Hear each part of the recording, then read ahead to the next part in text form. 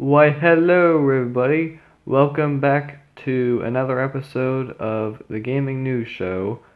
This week, there isn't many stories, but up to 5 to 6 games have come out this week, so let's get right to the games. First off, we have Forza Horizon 4, that was released on October 2nd for the Xbox One and PC through crossplay, of course, which there are 3 editions that Microsoft is selling. The Standard Edition, which is $60, the Deluxe Edition, which is $80, and the Ultimate Edition, which is $100. Forza Horizon 4 is very different in the Forza Horizon series, where the dynamic seasons change everything at the world's greatest automotive festival. You can go it alone or team up with others to explore beautiful and historic Britain in a shared open world. The Standard Edition comes with a Formula Drift Car DLC pack. The Deluxe Edition comes with a Car Pass, which is basically their Season Pass, and it also comes with a Formula Drift DLC pack. And then the Ultimate Edition comes with 2 separate car expansions from the Season Pass, which is a Bond movie car pack and a VIP pass, as well as what comes from the Deluxe and Standard Editions. I hope the Ultimate Edition is worth the $100 that they're putting as a steep price, even though you're not getting any physical goods and it's all just digital items, so I hope it's worth the money. Next up, we have Fist of North Star Lost Paradise, that released on October 2nd for the PS4 exclusively for $60. Fist of North Star is a classic Japanese manga published in the weekly Shonen Jump, which is a magazine famous for launching a series like Dragon Ball, Naruto, and One Piece into global fandom. The story of Fist of North Star Lost Paradise is an easily accessible entry point into the Kenshiro story and runs parallel to the canon of the original series. So this game is set in the year 1990X. During the aftermath of a nuclear apocalypse, Kenshiro embarks on a journey to reunite with his fiancée Yuria. The release of Lost Paradise will celebrate the 35th anniversary of Fist of the North Star and allows gamers to experience Kenshiro's mastery of Hokuto Shinken.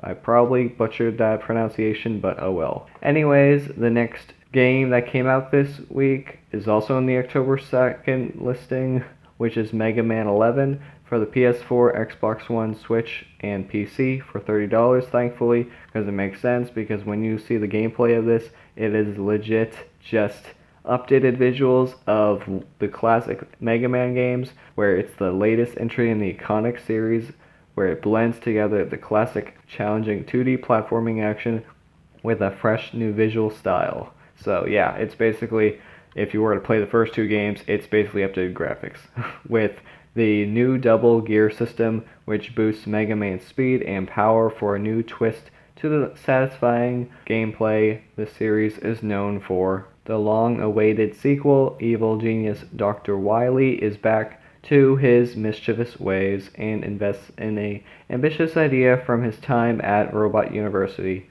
The benevolent Dr. Light decides to upgrade Mega Man with the powerful prototype that is the gear system that expands his abilities for the greatest fight yet for everlasting peace. So yeah, it's basically just like every Mega Man game that I've yet to have played though. You can jump to whatever level you want, and then you get the boss fight at the very end with the evil doctor.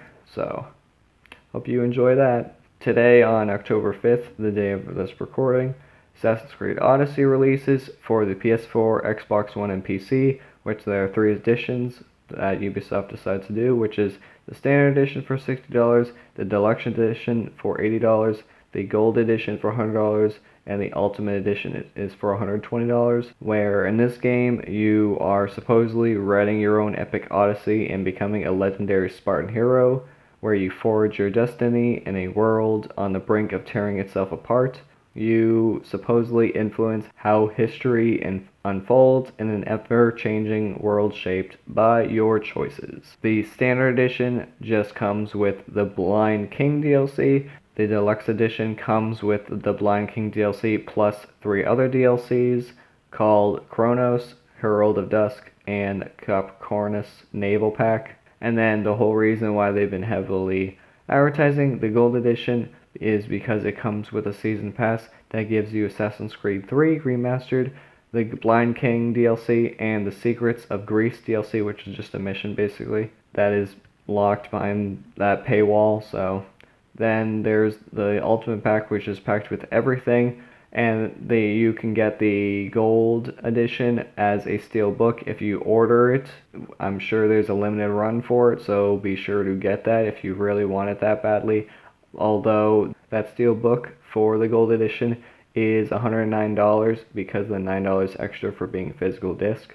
So just being wary of that. And then the next game that came out today on October 5th is Super Mario Party for the Nintendo Switch for $60, which if you're already familiar with Super Mario Party, this is basically just, hey, we finally decided to bring back the classic Mario Parties from the older consoles, and we're not having the crappy Wii U port that they decided to make. But of course, if you're unaware of the franchise, the Mario Party series is a 4-player board game where you freely walk the board, where you choose to move, which dice block to roll, and you must win by getting the most stars in skill-based minigames, all while ruining your friendships in a matter of hours with how many friends and family will stab and betray you, all for some very shining stars that will make them victorious in the end. But that was the games for this week. Last week I actually completely forgot to mention the Dragon Ball FighterZ Switch port that was released on September 28th for $60. So I apologize for that, but it's just a Dragon Ball Z game basically. So if you are interested in that, then you should go check it out. And of course, since it is October, there are free games for the month on Xbox and PlayStation, where Xbox Gold members for the Xbox One, you get Overcooked all month long in October, and then you get Live Lock, which was available last month on the 16th, all the way until this month, until the 15th, and then you get Victor Veyran on the second half this month on the 16th, all the way until next month, until the 15th. And then on the Xbox 360, you get Stuntman Ignition, which is available this month until the 15th. And then you get Hitman Blood Money, which is available the 16th until the 31st of this month. So, very nice Xbox games, if I do say so myself. And then PlayStation members, you basically everything is only going to be on the PS4, which you get from August 7th to November 6th is Knowledge is Power, Friday the 13th, and Laser League, which the very first story for today is where the Witcher author is demanding more money from CD Projekt Red, which is a very interesting story because the author just wants CD Projekt Red to hand over more money because he finally realized after he told Eurogamer in an interview that he regretted the decision because he didn't think the game would do as well as it did, and that, I quote, I was stupid enough to sell them rights to the whole bunch. Back when he made the deal, he was offered a percentage of the profits that their games would be getting made from the franchise, but he decided to just take a one-time lump sum, which, as far as I've researched, was about $10,000, I believe, because he had no idea about how well the series would be, and what find out, oh, you got a few millions, or if not billions, from all of the games combined. But the author did make public that he wanted 6% of profits obtained for the lifetime of the franchise, which altogether is 60 million Polish zlotys, which probably is completely wrong pronunciation, but as his legal team did cite in Article 44 of Polish copyright law, which is going off of the 1994 Act of Copyright and Related Rights, which reads that in the event of gross discrepancy between the remuneration of the author and the benefits of the acquirer of the author's economic rights or the licensing, the author may request the court for a due increase of his or her remuneration, which technically that whole article to begin with sounds like it can be easily manipulated.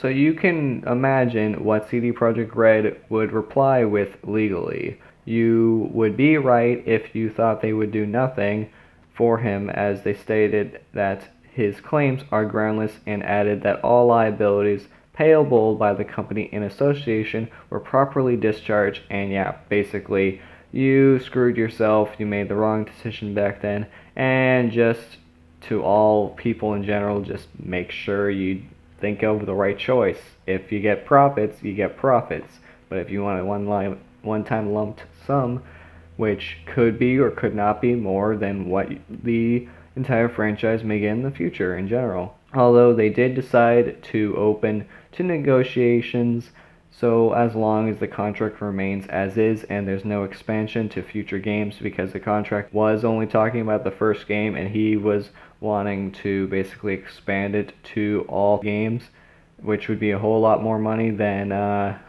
what was originally agreed upon. So this could very well go to court, and either way, CD Projekt Red will still have plenty of money anyway because of their many other IPs and not just having to do with the Witcher franchise as a whole, as well as the fact of the Witcher series is also having a TV show which on Netflix, which who knows when that's going to be coming out, maybe in 2 years, we don't know, or a year and a half. All depends on what schedules and everything, but you never know. By the way, everyone, you can go down in the description and check out all the articles if you would like to see where the references I get are from. Next topic is where Google has decided to join the race for streaming media and announced Project Stream, which this service will be making it possible to stream various games to your Google Chrome browser. Now, Google is saying that their streaming service is geared towards home internet connections capable of 25 megabits per second, and they're going to be testing this service, which you can apply to this test on their website. The game they will be using for this test will be Assassin's Creed Odyssey, which is why the test will begin on October 5th if anyone is interested in participating in this to see how the service will run, which I'm sure it's going to be for free. Now, of course, my opinion on streaming games has really two sides to it, where one, you can't physically keep the game, so if the game ends up being taken down from the servers, you can no longer play it anymore. If the developers bother to, while taking the servers down, just upload the damn ROM online, because since no one else can buy it, just put it online. Then people can just try and pop it in an emulator to see if it'll work correctly. You never know. And then, of course, the second side to this is the fact of if you have a troublesome network connection that is not reliable, then playing games will not be playable enough. Some people's networks, like even if they're paying a whole lot of money, the networks do not provide that high of a bandwidth, so it may not be available for certain areas. Although I of course do look forward to seeing how well the rivalry for streaming services will be now that Google's in the competition versus the PlayStation Now and Nvidia's GeForce, how well it'll run comparatively to them. The big question though is how well will the input and latency be, because it would suck if you have a delay and it's like all of a sudden your pause didn't go through, so while the network was being slow for a moment, you all of a sudden just died on Dark Souls or something. But we'll just have to find out this answer for the input latency when people start streaming their games on Twitch and YouTube Gaming, all within the Google Chrome browser. So the last story I found has to do with soon PlayStation members may actually be able to change their name on PlayStation Network. And this is all thanks to an article that I found on Kotaku, where various developers told them that they were implementing a system that did correlate with a system change for PlayStation names. The various people, of course, have to remain anonymous due to not being able to talk publicly to the press, although another person did share with Kotaku a picture showing the option to change the PlayStation name, which says edit username. I do find it ridiculous that after a decade of the PlayStation Network being launched, people can't have the simple access of changing their name by now, all while Xbox Live you've been able to do it for a few years now, where you can, for the first time, just do it for free and everything. But after that, of course, you pay around $10 for any other try you do.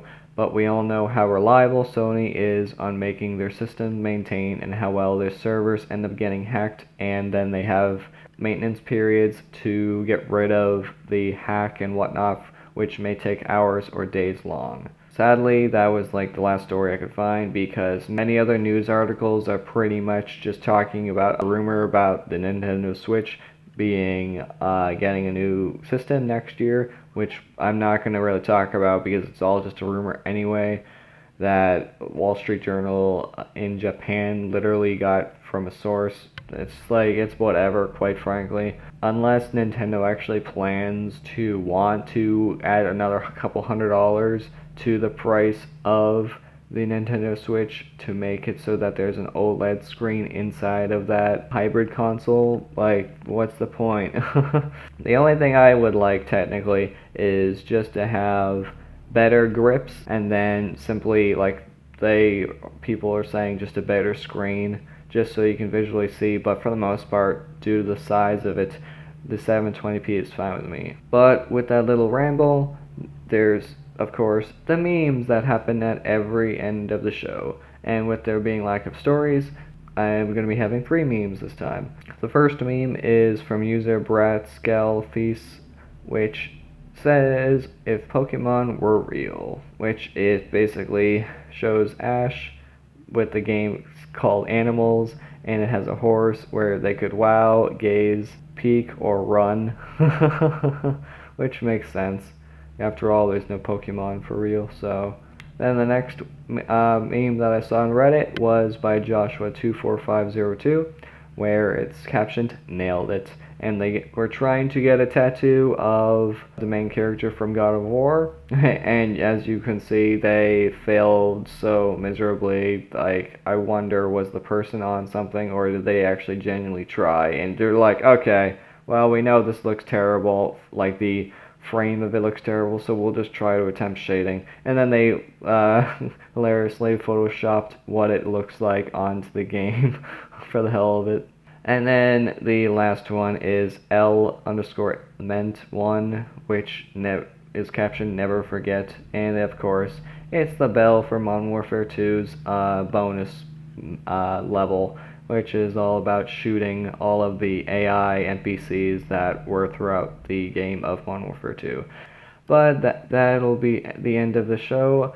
I hope you all have enjoyed. I'm sorry for the small amount of topics that there was, but you can just never control how much news there is during the week. You can only really be happy when there are games coming out. So please be sure to comment down below, what games are you planning on buying, whether it's during the holidays that came out this week. Are you looking forward to changing your name finally from what it was previously on the PlayStation Network? Do you think the author for the Witcher series will be getting their way and getting more money and getting rich in one way or another?